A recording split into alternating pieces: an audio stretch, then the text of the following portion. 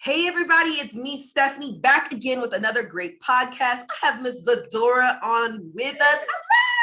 Hey girl. Okay, let me tell you, you know how you meet somebody and they just are like your kindred spirit? Like, I feel like that with you, Miss ZaDora. I love you so much, Queen.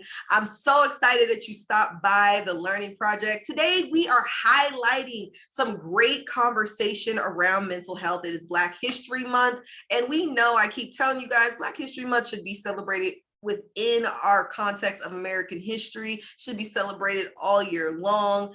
Learning about ourselves, about our history, how we have created, overcome, developed, been a part of this great story of where so many of us are today. And I say great story because our ancestors did not have these opportunities, and to where we are right now, we still have a lot of work to do. However, we are our ancestors' wildest dreams, and being able to share and speak and specifically talk about mental health, y'all. Okay, Miss ZaDora, Queen, please introduce yourself and tell our audience, who are you?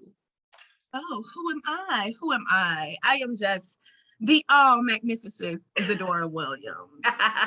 Black Queen, Virgo goddess, the light, the healer, sunflower Z. I mean, all things that are bright and radiant. That is me. That is the energy I bring. So I'm glad that you have me here. And I just want to say, like, yes, kindred spirits. I feel the same about you, a woman with a purpose and clear on a vision. And that is so much of who I am. I'm on a mission to heal my community, and it's purposely led. I'm not doing it because I want to. Of course I want to, but this is what I was put on earth to do. So I'm just living in my purpose and being authentically me, the social twerker, the everything, bringing all aspects into the healing realm, because we need that authenticity. And that's what I bring into a space, is my energy that people undeniably are just attracted to and gravitate to, but also that authenticity of, yo, I done been there. And I keeps it all the way 100 with folks. And that's me. Like, I love to show duality. Like, you can be this and this and this. And you still the bomb. Yes.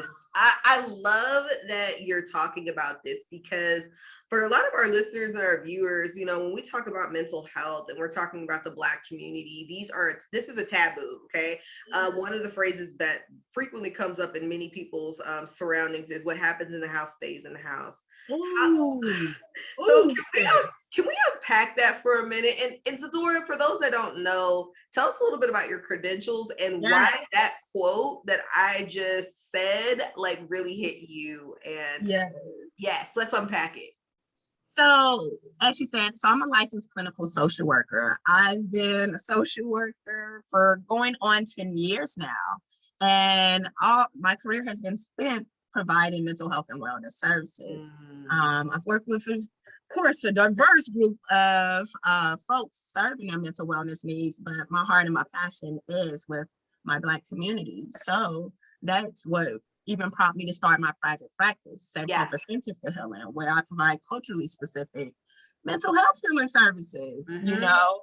And that is me. ZaDora is Black mental health and wellness, as well as the mama's advocate, the child advocate, the family advocate. Like, people know, if ZaDora's in a board meeting, a school board meeting, just know she's coming with fire, because she's not playing with y'all about it. You know, so that's a little more credentially, as well as I'm also specialized in perinatal mental health services, because it's another area that we don't address within Black communities, is postpartum depression, anxiety, birth trauma, and all of that. And it's like, oh, our mamas and daddies been struggling and not knowing, because we just don't talk about it. And it looks like this, it could look like anger, it could look like this, and it's like, no, actually, you guys, no, that was related to your pregnancy. Like, so that's a little bit of background on who I am, what I'm here to do. I'm here to heal my people.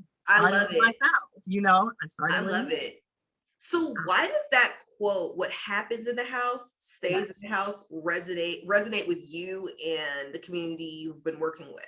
Because that's our narrative for so many Black folks growing up is we keep our business in the house. You Yeah. don't share, you definitely don't go speak to no shrink No, because you know, and definitely not no baby snatcher. All no. they're gonna do is come take your babies. They're not here Yep, to help. yep, yep, yep, So yep.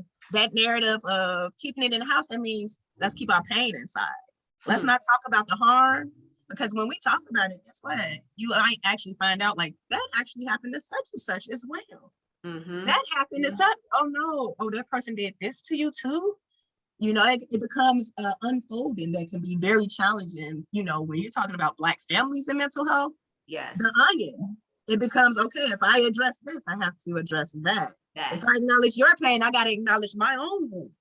So yeah, let's just keep this in the house. Let's not even bring it up. Hold on. We don't talk about mental health. Depressed, what? Oh my goodness, y'all! I'm trying to keep it together right now. If y'all are watching the video, you see me like holding back right now because ZaDora, you're hitting some key things. You know, a lot of times when we start dealing with our own pain, we start having to bring other people into the story and unlocking their pain.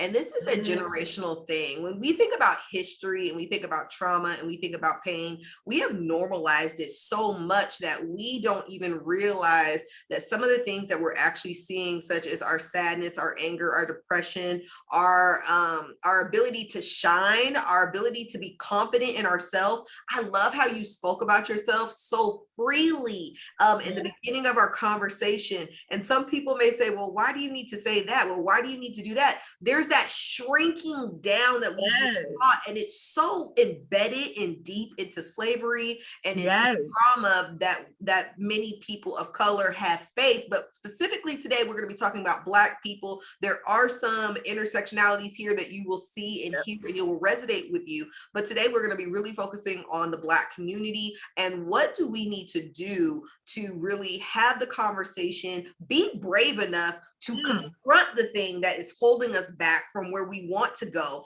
and to make change. So ZaDora, tell us like your top 5. What is one of the reasons why Black people really need to focus on their healing? But before you do that, there is a quote that I have really came up with, and it really resonated with me and it resonates with this conversation. And I had wrote that Black history is about healing the trauma that your ancestors could not.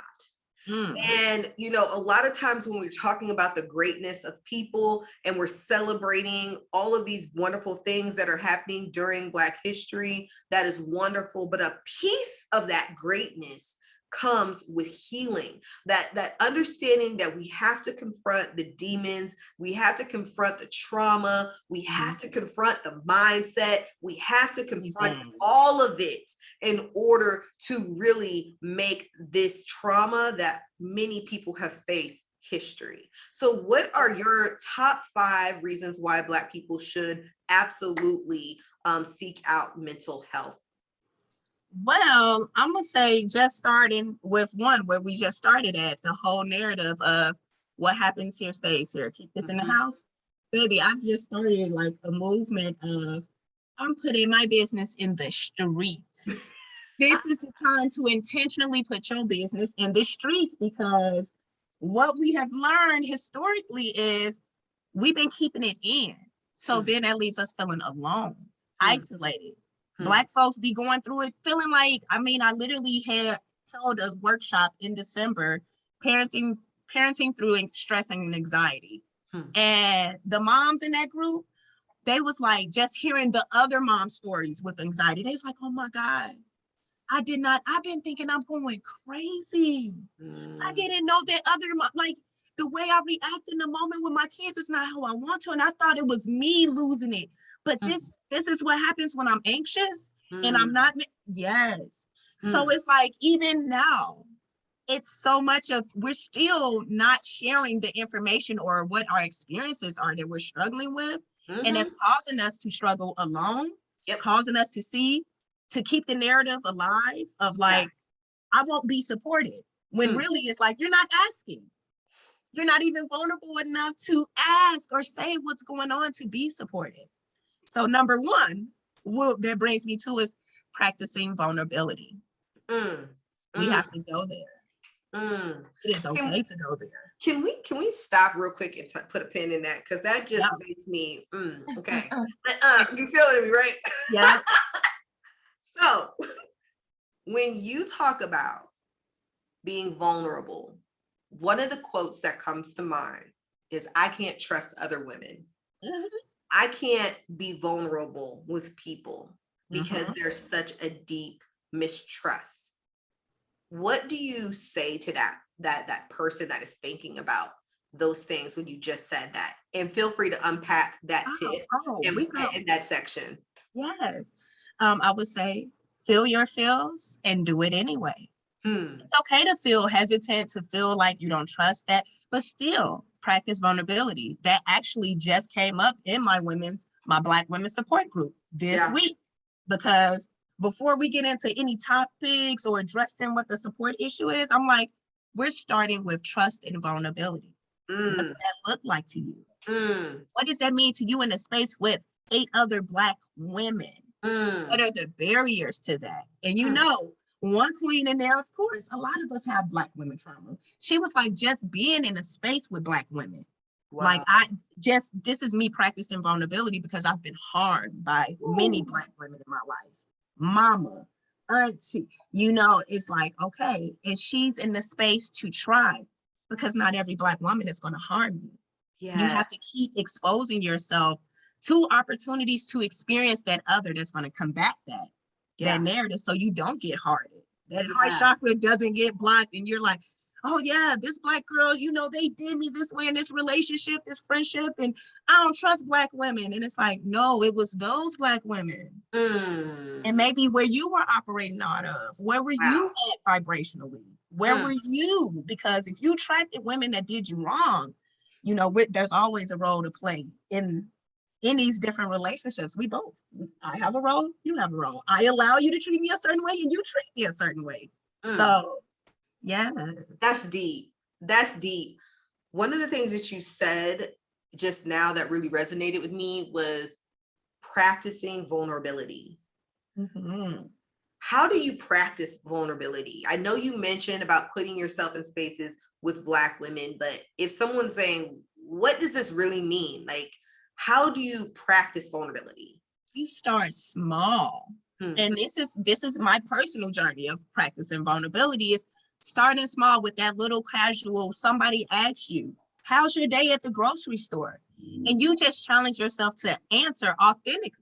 Hmm. Like, I'm practicing being vulnerable. I'm not just gonna say the good, fine, great, even though I'm having a rough day. So I started challenging myself on those small, that we take for granted interactions, that it's like, this is a good opportunity. Yeah. Oh, how am I doing today? Actually, I'm overwhelmed. My kids were wild. And did you see them for today? And I got this to do. And it's just like, okay, that was a perfect stranger. And I challenged myself to express what was really going on and give them an opportunity to actually be authentic, because they're also used to their everyday fine. And I'm like, oh, I had a rough day. And then that gave them the opportunity to share. They like, okay, I could take off my coat. Like, wow, yeah, it's been a crazy day in here too. Yeah. And it's like that, bringing that humanistic, that empathy, that realness back to the forefront. Like, the superficialness we gotta let that go a little bit so that we can actually lean in a little bit more. That is so deep, y'all. If you did not hear that, I want you to replay that. And if you know someone that needs to hear this conversation, do not send them flowers. Do not send them candy. You know my motto. Send them a podcast. Send them something that will fill their soul and spirit. Wait a minute. Why I'm at a point where the gifts that I be giving, it be healing gifts. I'm like, Yes. if you get a gift from me, know it's going to be to something to better your mind, body, or spirit. That's just where I'm at in life. I want everybody to get this work that I'm giving out gifts of healing now. Thank you. Thank you. I'm so into these healing gifts, because it really tells the other person that not only are you loving them, you seeing them, you want them to live their best life. You're affirming them in your healing journey. I just created like a shirt and it says healing first, sis. I seen that and I was like, go off. She already, sis, we already. Yes, because yes. And I was like, I need to remind myself of the space I need to be in, because I can't have the relationships. I can't be transparent, not even with other people. Sometimes you can't even be transparent with yourself. And that's the real thing. If you can't be vulnerable with yourself, right, you got to go there first. Right. You got to admit to yourself what it really is. Yeah. What you truly feeling. Yeah. And it's hard because once you hear something out loud, it rocks your fake truth, right? It rocks your fake truth. Mask off. Mask off. Okay. Just the exposure is so intense. And for some people, they feel it on such a intense level because we have learned to protect ourselves in many ways. You know what I mean? And a lot of times when we are protecting ourselves, we hurt ourselves. And when we hurt ourselves, we start hurting other people. And this is something that we see as a vicious cycle within the Black community, specifically with Black women. But we also, this is the crazy thing when I hear you talking about practicing vulnerability and really diving into the step 2, we also know the deep-seated love that is given within Black spaces. Exactly. And when you have that love and you have that sense of humanity and peace and connection, and you experience it, or even if you see it and you start to long for it, it becomes a hole in your heart until you're able to fulfill that and you're able to seek that out. So what's your next tip for us? Why should people be seeking out mental health during their entire life?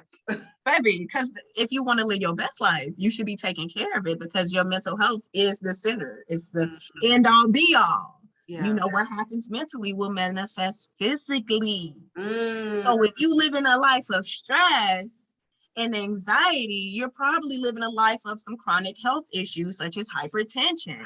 You might be battling autoimmune diseases. Anything related to stress, skin rash, all these things. This is why that mental is important, baby, because it's the power.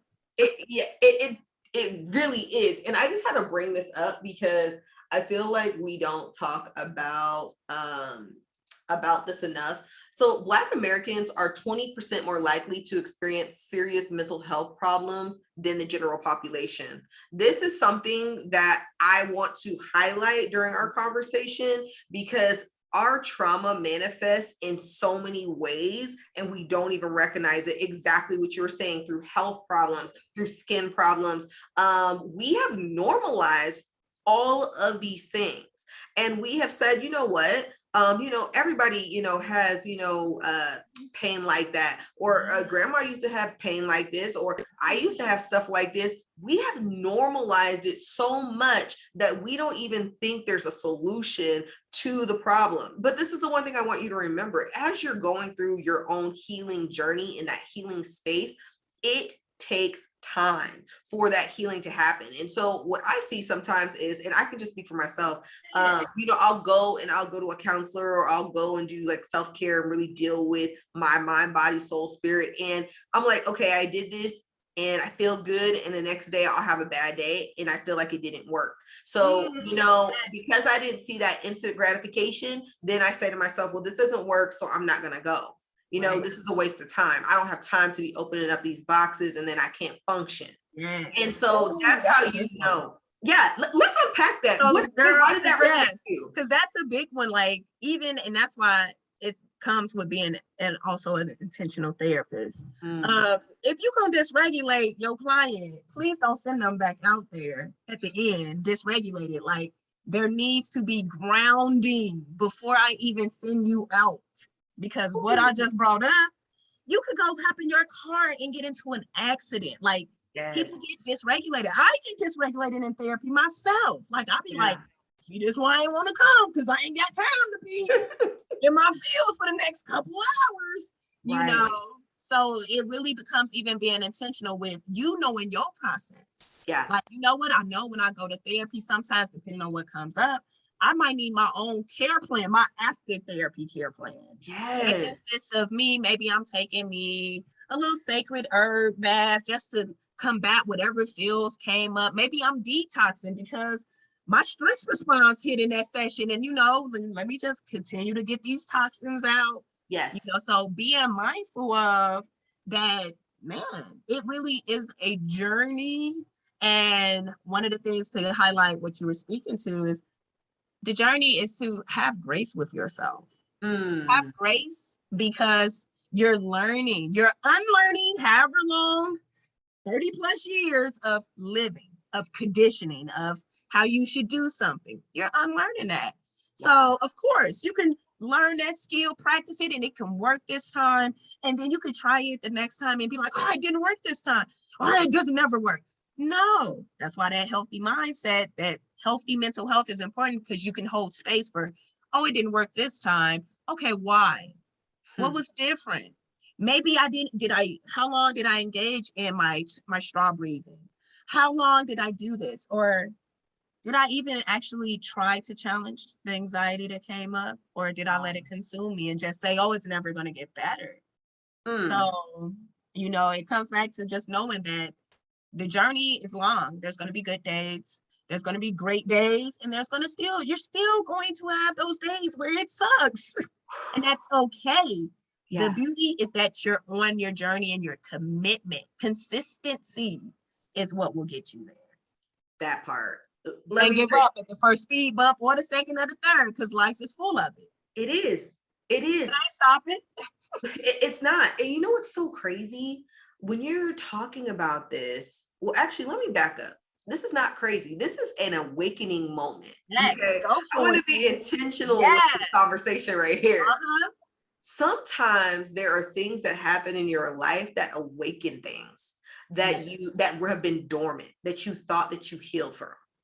And I'm going to give an example of my own personal experience. So when I had my daughter, I started feeling a lot of things that I had not felt before, but I always knew that they were there, and I never dealt with them.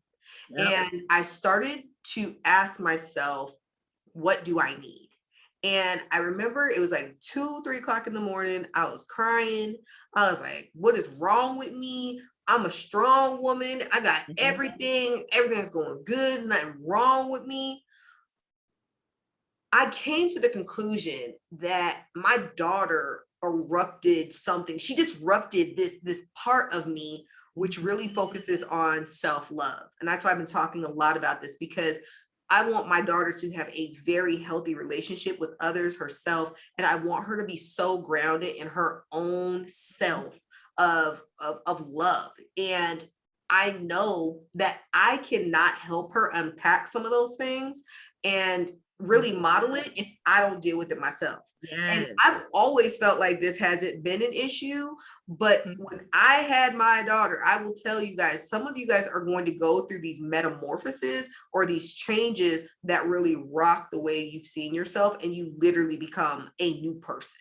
And so as you were saying that really spoke to me and really resonated in this awakening piece that I am in my life right now.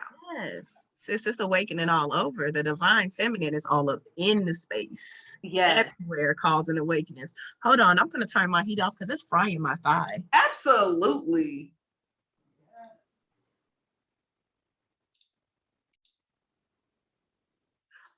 All right, ZaDora, tell us your next tip.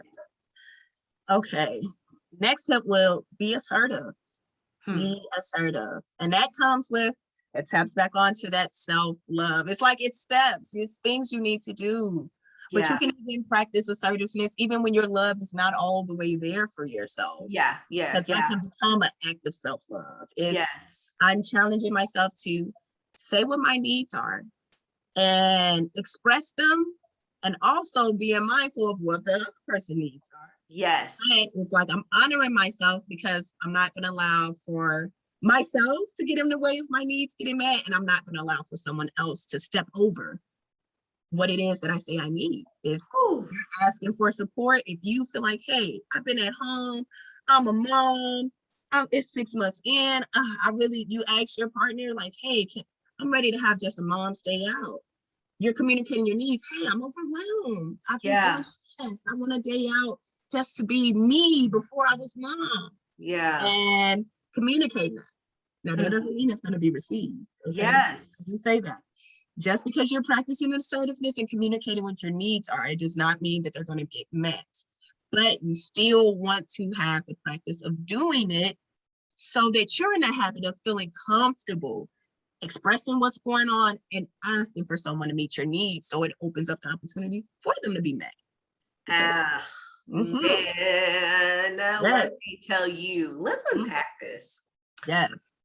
We are, as women, and specifically, I'm going to again Yeah. reiterate, this is going to be focusing on Black women, how we are dealing with different things. I hope this conversation is a great learning space for a lot of people listening to this that have Black clients.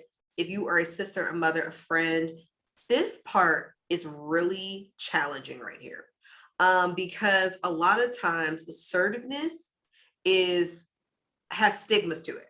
Oh, Okay. yes. One of them is the angry Black woman. Yep. The other one is being difficult. Yep. The other one is not being fair, Loud. being loud. There's so many words that go into when you say assertive and you say Mhm. Black women. And Yes. there are individuals who avoid that. They do not want to look challenging. They do not want to seem angry or upset or frustrated. Mhm. And we don't practice this enough between each other as women, because we know a lot of times if someone is being assertive or drawing boundaries, sometimes that could actually cause damage to a relationship or end Mhm. a relationship. Oh, yes. And that fear of ending a relationship or breaking a relationship, that becomes the center of the reason why people don't want to be Exactly. assertive and share what they're thinking and what they're feeling. Right. How do you overcome, or what advice do you have for those that are listening to overcome that fear of being assertive? And what advice do you have for people that have friendships that they need to be more assertive in and Mhm. speak their truth as they move forward with this tip? Okay. So I know I'm gonna have to have you break the question down again for me because It's I'm okay. always gonna forget. I So literally asked you 10 million questions all in it's one. okay. So the first piece, how do you, what was it? How do you do it? Yes, yes. How does a Yes. person overcome that fear of being assertive? So that's where you have to challenge yourself. Like this is mental challenging Yeah. of going through and actually examining how many times is that thing you're worried about, that fear, whatever it is, Mm-hmm. has it actually come true? Mm-hmm. Right? Mm-hmm. Because sometimes we're often in this fearful place, but we don't even have evidence to back it up. It's just the fear, right? If I'm assertive and I ask for a raise because I'm entitled to it and I've been busting my butt as a sister, Right. they fear that they're gonna get fired. So they Yes. don't ask for it. But Right. it's like, okay, that fear. But if you were to ask for a raise and they fired you for it, does it make sense? Like that would go against company policy. Like then we're looking at other things. Like let me show you the infrastructure of like let's just poke flaws in this, poke holes until we get down to you have nothing to be worried about. Hmm. Nothing to be worried about. This is Yeah. here for a reason. Yeah. It's to keep you where you at. Yeah. Where you want to stay. So it started asking kind of what we, those questions that elicit change talk. Like, how bad do you really want something? Are Yeah. you willing to let this feeling? Because that's what it is. Yeah. You got to accept it and call it what it, anxiety is a feeling. It's Yeah. not a state that you're forever going to be in. But Yeah. that's the way Western medicine pushes it so that people can Yes. remain sick and think they're sick all the time. No, let's bring it back. Depression, it's a feeling. Anxiety, feeling. Do we feel it more than others? Some? Yes. Mm-hmm. So you bring it back that it's a feeling. Yeah. You can move through your feelings. Yeah. So you move through it, challenging and trying to reduce the anxiety. For me, I have to challenge myself with the talk. Okay, I write it out. Yeah. If I'm concerned that this is going to happen, all right. Yeah, I say this is going to end this relationship. If I say, hey, I would actually appreciate if you actually called and asked me how I'm doing and not just call me and dump on me all the time. Mm. That's assertiveness and you're setting a boundary. But Yeah. you're worried that your friend may not, oh, if I do it, it's like, okay, then. If you set a boundary and do that, then that don't need to be your friend. So Right. it's like facing what is the realities of what's really underneath there and dealing with that so then you can handle the situation. I agree. Because it's like you can't control, this is one of the things. You Yeah. cannot control the other person's feelings. If Yeah. you're speaking, if you are advocating for what your needs are, and that offends the person you're telling it to, or they don't want to be friends with you because you set a boundary around your time, your mental health capacity, Mm. then guess what? That's been a one-sided friendship. Now Wow. you know where you need to let go. Right. Bye. Right.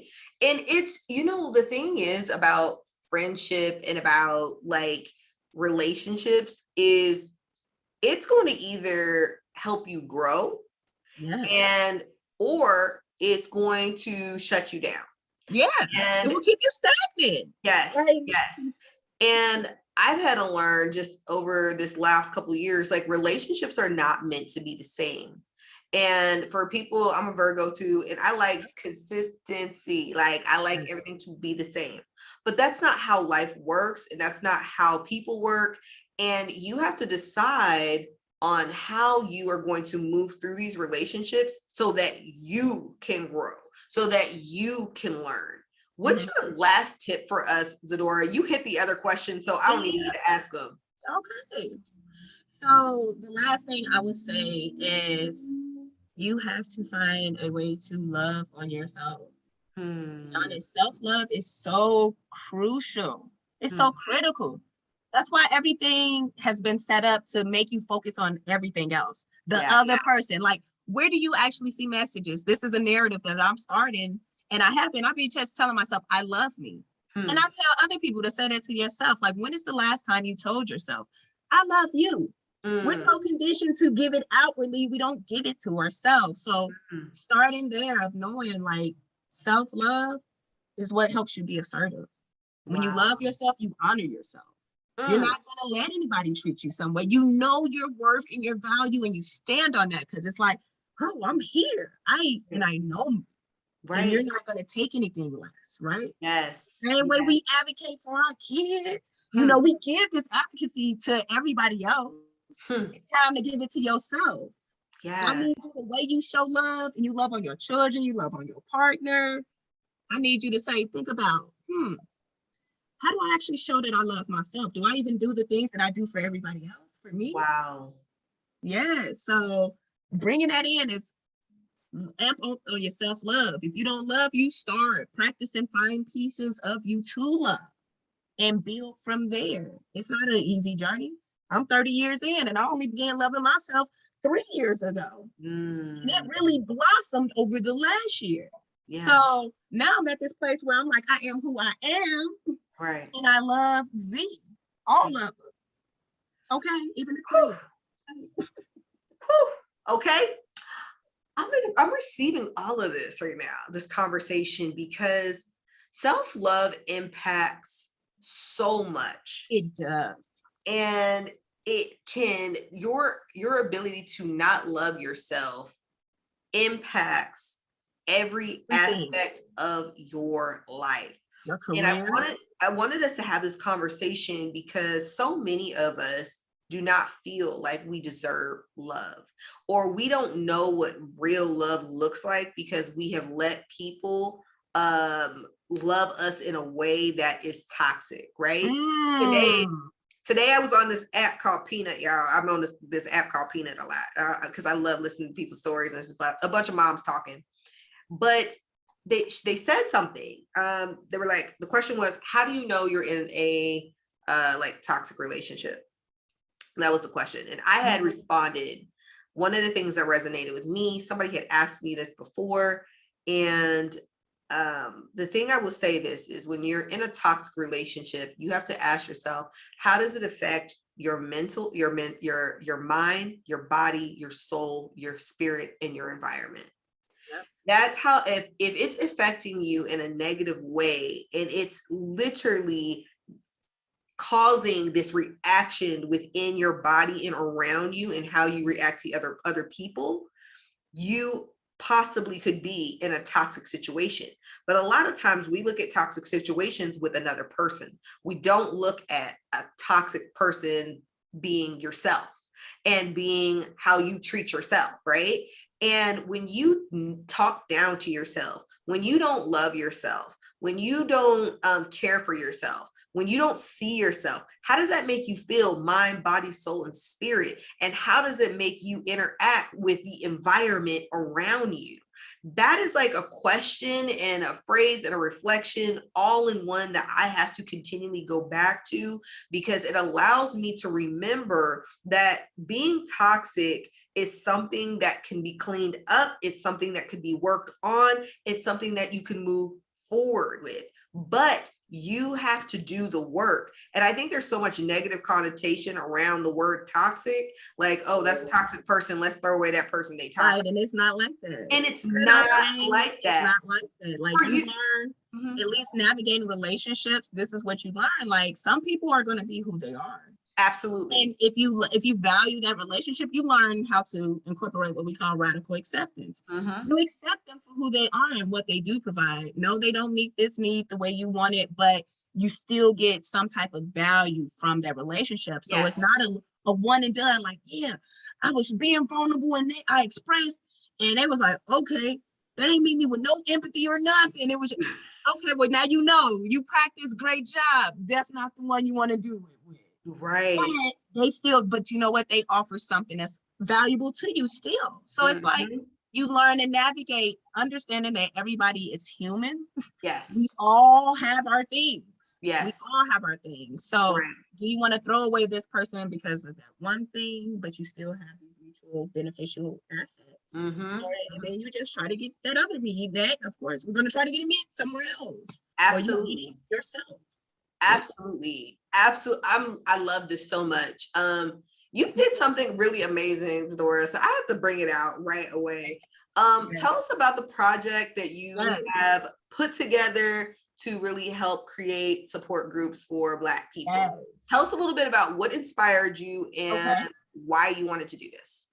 Well, I was inspired by my own health journey, my own physical health journey, from stress and anxiety that turned and manifested physically. So I battled my own issues, developed an autoimmune disease. This is all within the time of the pandemic. Wow. Literally. So developed that, experience shingles, which is the old people thing, the thing people get in their 60s. Yes. I'm a hot 30 something.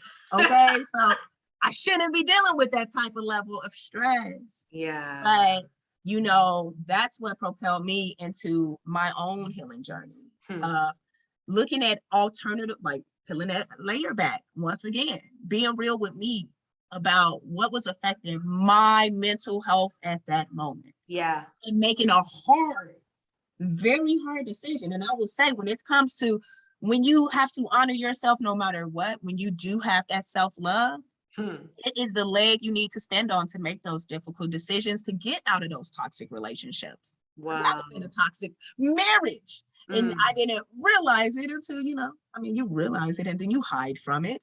And then you realize it and then you get out and you see so much of what it was. But if it wasn't for me having my physical health compromise, where I started engaging in multiple forms of healing, energy healing, chakra balancing, Reiki.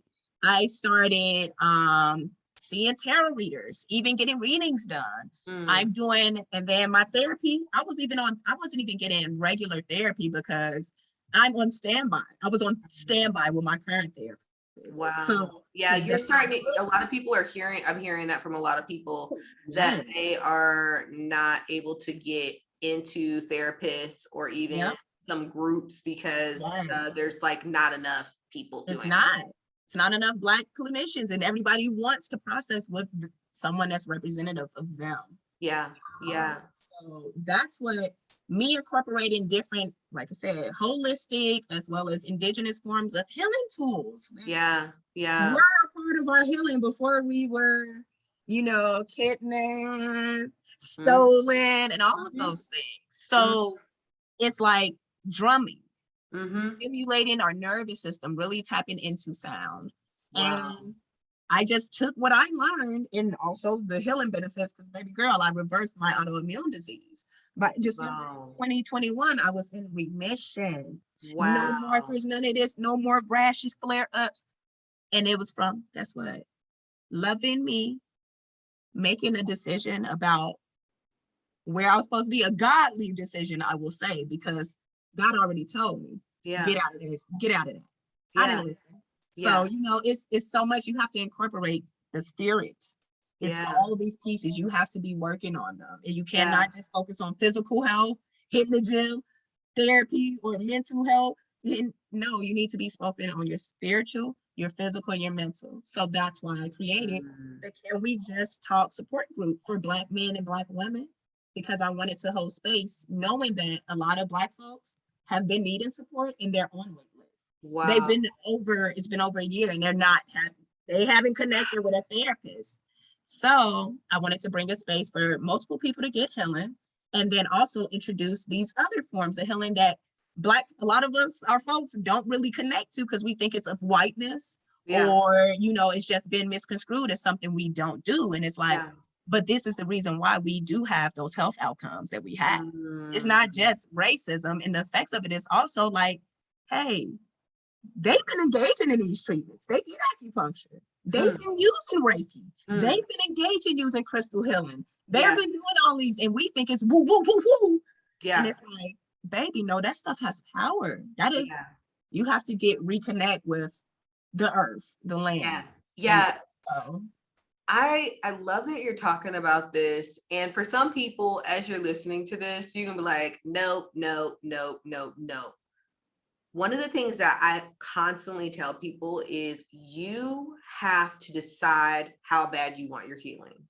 And I will say this, I started doing, when I was on my journey of infertility and healing, I started doing a lot more ancestral eating, really tapping down on spirit, mind, body, soul. And for everybody, you're going to find your own individual connection of what you're doing, right? But the point is, we're not dealing with the trauma on a spiritual, deep level. Like when you were talking about drumming and you were talking about movement, like those pieces are they were important to my healing. They were important.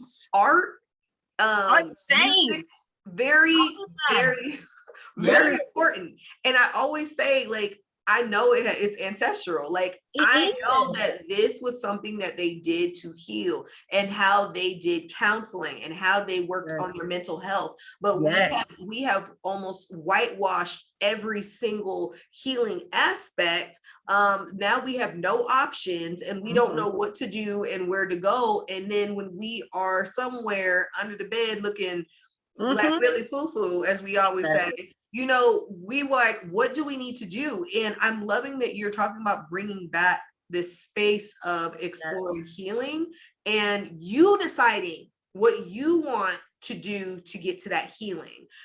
You decide what you feel that your body needs. And there may be times where you feel like, I don't want to take this step because this is not where I'm ready, but I'm ready to take this one. Right. We need to develop that and really engage in that, and even more, and not whitewash every single healing practice that is out there, because these things are very cultural based, and we've got to get back to them. Exactly. And I mean, that's even the physical space of where the group is. It's in an art gallery filled with African art, Black art, local artists. The space is therapeutic within itself. Then we have the vibrational sound therapist coming in and doing sound baths, the indigenous yoga practitioner that's doing massages. And it's like, I'm just trying to give the people what I know we need to heal some of that generational trauma. I love it. 7 years that may be stored in, like, we got to go back. That's why I say, because we have to go back in order to go forward. We have to unlearn, we have to honor and acknowledge so that we can feel that as we move and know, like, oh, it's a reason why Black girls ain't twerking and shaking butt for, because that's just, oh, that's it. No, it's power in our hips. It's power in the womb. Solar plexus activated, sacral chakra, root chakra, like knowing when you see African women chanting, dancing, moving their hips, it is magic. That is healing. We've been so misconstructed, and it's like, no, that's the reason why we dance the way we dance, because that's ancestral, baby. Let's get it. Y'all. I was just seeing me right now. You're not watching the video. You are so funny. Because it's like, even the chanting says something as simple as chanting. You listen, you go look at some African chanting videos, like festivals going on, chanting. That is something already. We don't get together, we're not chanting together. No. But that is one practice that stimulates what we call your vagus nerve, that overrides anxiety, that overrides this fight or flight response. It will disrupt it. It's like, no wonder our ancestors ain't have things such as hypertension. No wonder our ancestors ain't had cancer and all this. It's not just food, it's also the element of the environment in which we used to communicate via the drum. The drum is healing. It's the heartbeat. The way you even learn, like, that stimulates the vagus nerves. These natural elements that have been around us, that were our healing tools, that we know is taken out of our schools.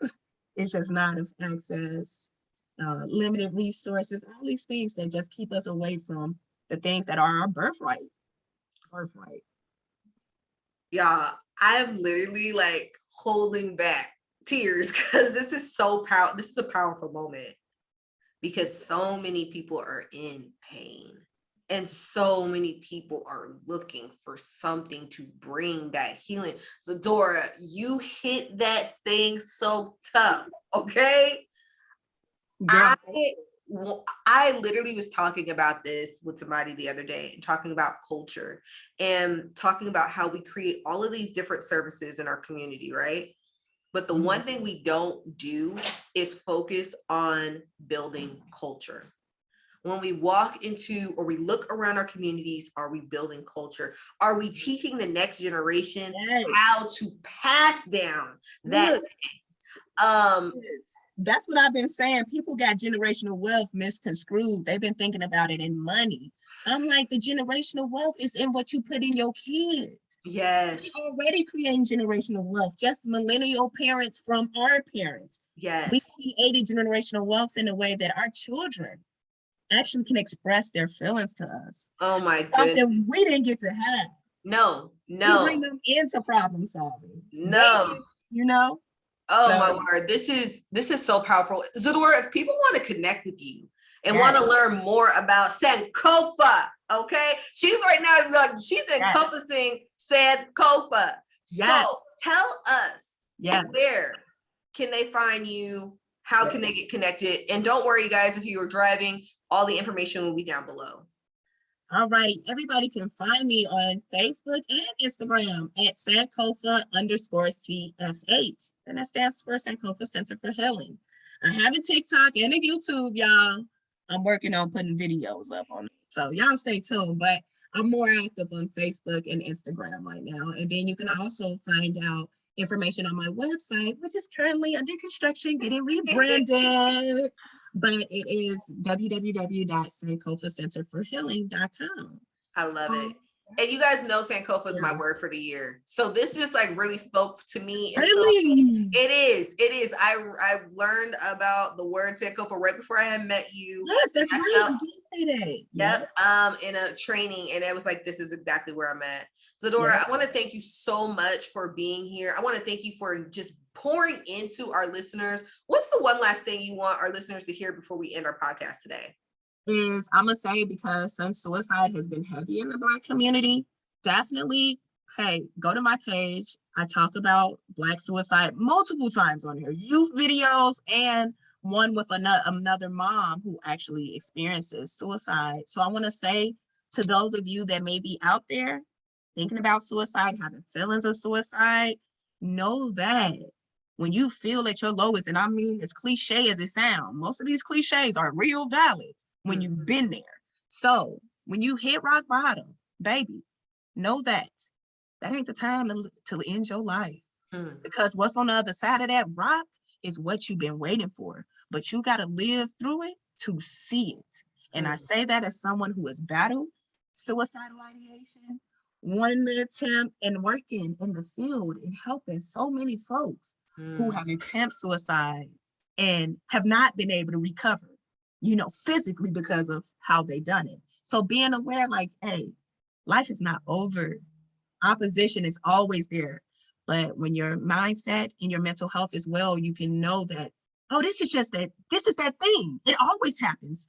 When I'm on that path to greatness, when I'm actually healing, that's when things gonna start really seem to be going well, or going wrong when you're trying to get well.